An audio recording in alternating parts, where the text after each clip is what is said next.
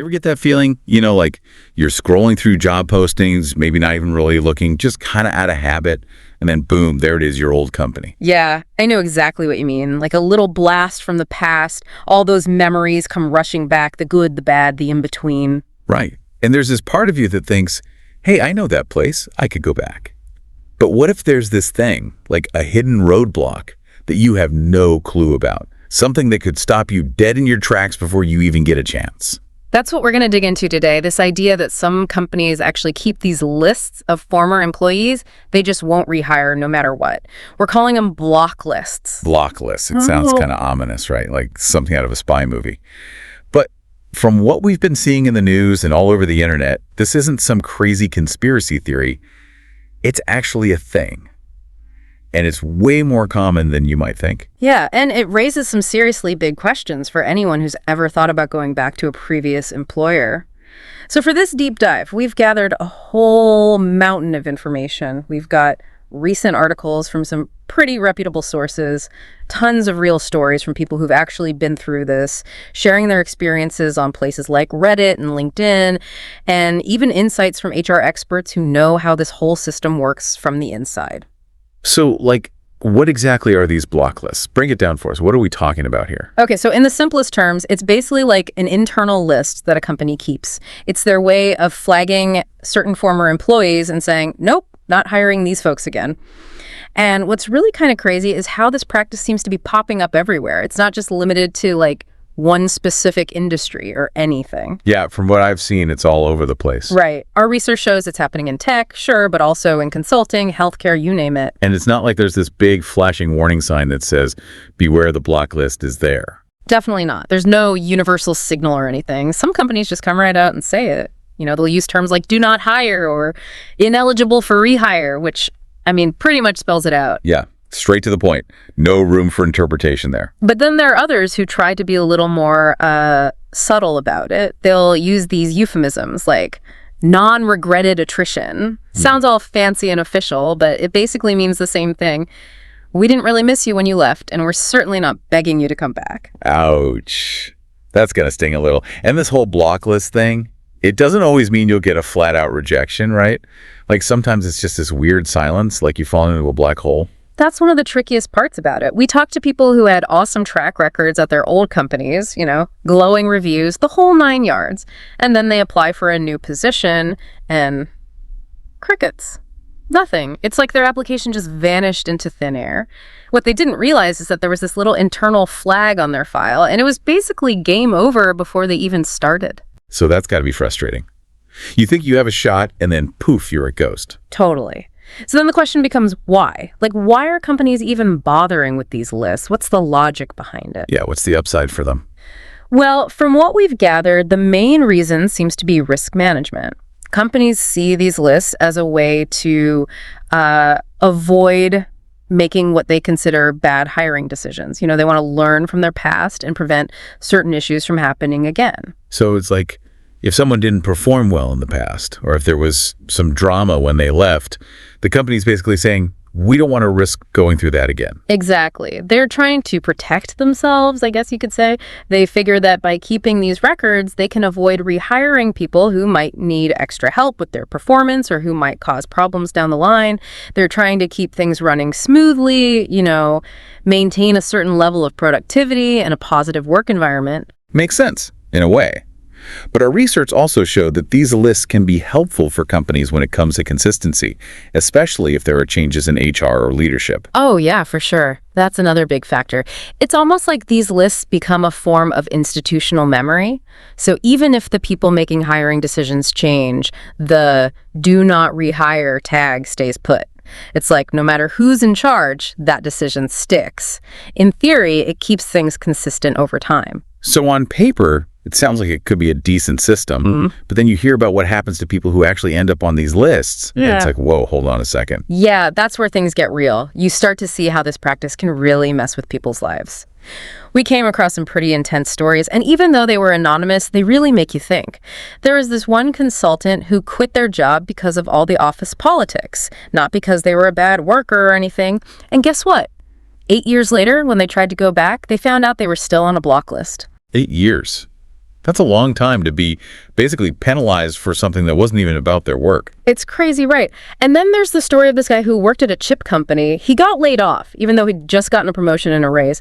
And they just told him flat out, you're banned for life. No explanation, nothing. Wow, that's harsh. And this lack of transparency seems to be a major issue with this whole block list thing. People are left in the dark, not knowing why they're being shut out. Totally. And it can get even more complicated. We heard from another person who worked at the same chip company.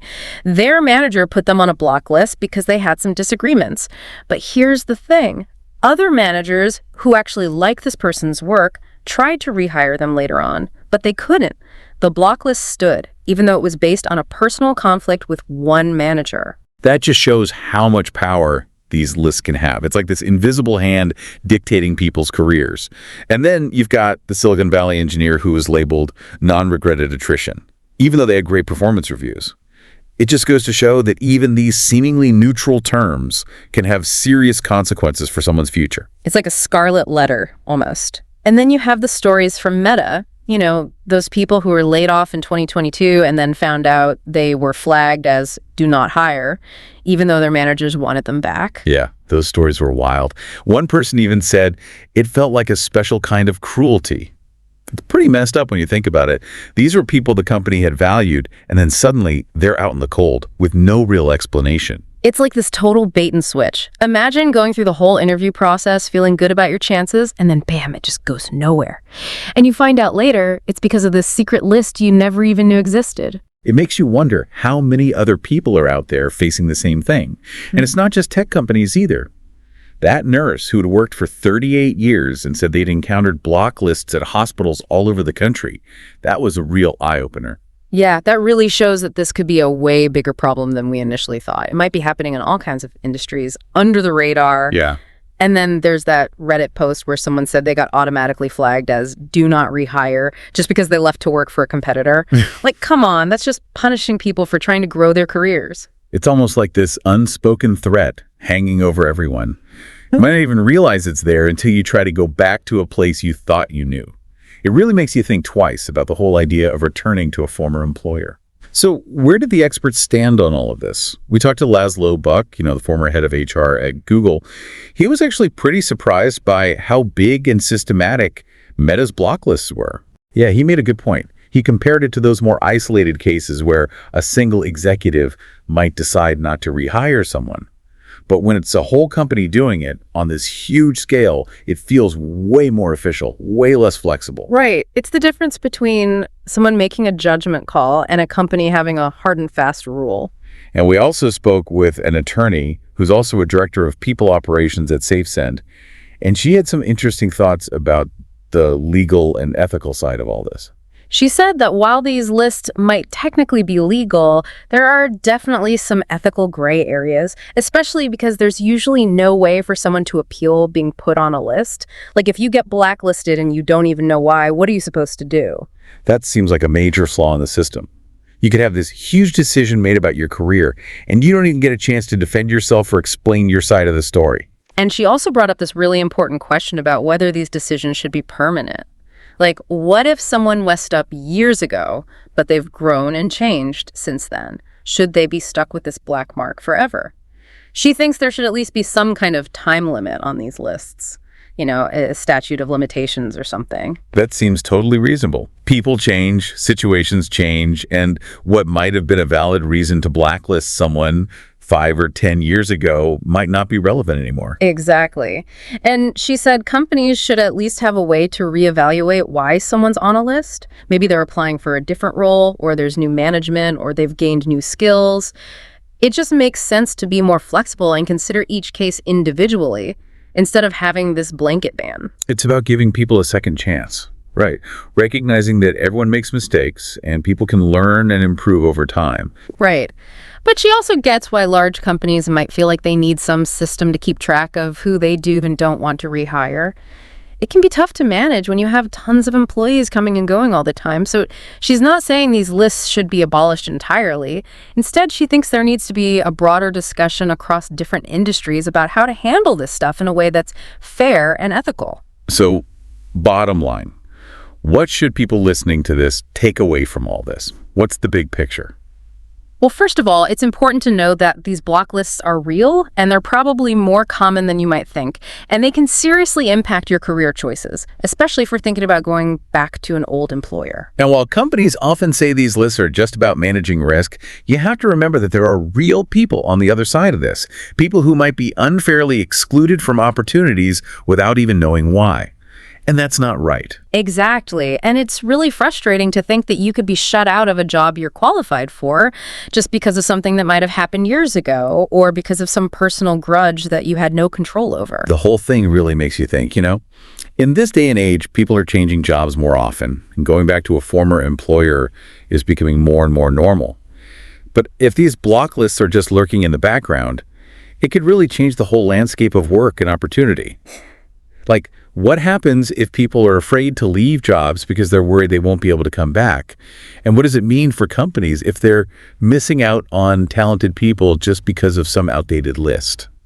It's a conversation that we need to have, for sure. Yeah, it's a conversation we need to have. So there you have it, folks. Block lists. The silent force shaping your career choices. Something to think about the next time you see your old company pop up on a job board. Definitely something to think about.